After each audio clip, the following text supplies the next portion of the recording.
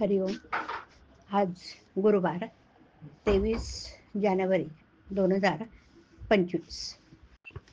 सद्गुरू ब्रह्मचैतन्य गोंदवलेकर महाराज आज आपल्याला सांगणार आहेत की नामस्मरण रूपी शेताची मशागत. ऐकूया त्यांचे विचार. नामस्मरण रूपी शेतात उत्तम पीक येण्यासाठी प्रथमतः सदाचरणाची आवश्यकता आहे. सदाचरण हे शेताचं रक्षण करण्याकरता लागणाऱ्या कुंपणासारखं आहे आणि म्हणून त्याचं महत्व आहे. दुसरी गोष्ट, शुद्ध अंतःकरण. शुद्ध अंतःकरण म्हणजे उत्तम काळी भुसभुशीत जमीन. या जमिनीमध्ये दगड, हरळी वगैरे काढून ती साफ करावी. म्हणजेच अंतःकरणात कोणाबद्दलही द्वेष, मत्सर वगैरे ठेवू नये. शुद्ध अंतःकरणानंतर नामस्मरणाचं महत्व आहे. नामस्मरण हे त्या जमिनीत पेरणाऱ्या बी सारखं आहे. हे बी किडकं नसावं, म्हणजे नाम सकाम नसावं. उत्तम बी म्हणजे नामाकरताच नाम हे आहे. आणि मग त्यानंतर तीर्थयात्रा, संतांचे आशीर्वाद, त्यांची कृपादृष्टी यांची आवश्यकता आहेच. या सर्व गोष्टी पाटाच्या पाण्यासारख्या आहेत, त्यामुळे शेत चांगलं यायला मदत होते. शेवटी महत्वाची गोष्ट म्हणजे भगवत कृपा. भगवत कृपा ही पावसाच्या पाण्यासारखी आहे.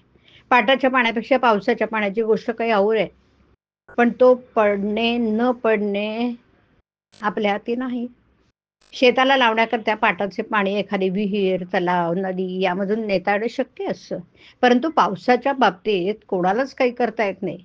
त्यामुळे एखाद्याने शेताची उत्तम निगा राखली, उत्तम बी पेरलं, तरी पावसाच्या अभावी पीक न येण्याचा संभव असतो.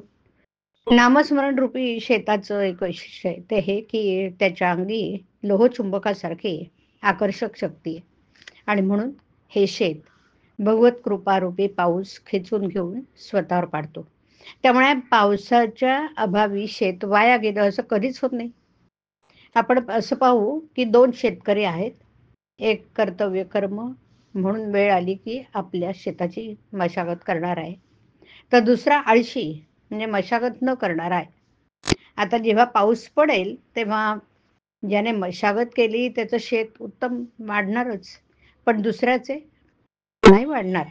भगवंताच्या कृपेने जो पाऊस पडणार त्याच्या एकाला फायदा मिळेल, तो दुसऱ्याला मिळणार नाही. म्हणजे जो नियम प्रपंचात लागू तोच नियम परमार्थात लागू. भगवंताची कृपा सर्वांवर सारखीच वर्षाव करीत असते.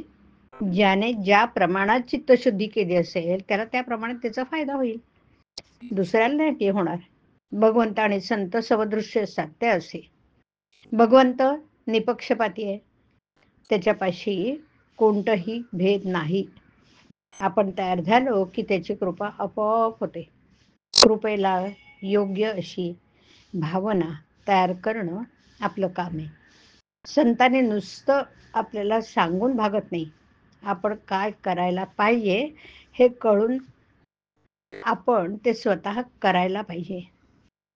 त्यांच्या ठिकाणी जर विषमता दिसली तर तिचा उगम किंवा कारण आपल्यातच आहे हेच यावरून दिसतं. शुद्ध अंतःकरण ठेवून नाम घेतलं तर भगवंताच्या कृपेचा अनुभव नक्कीच येईल. हरिओम. हरिओम तसं. हरिओम.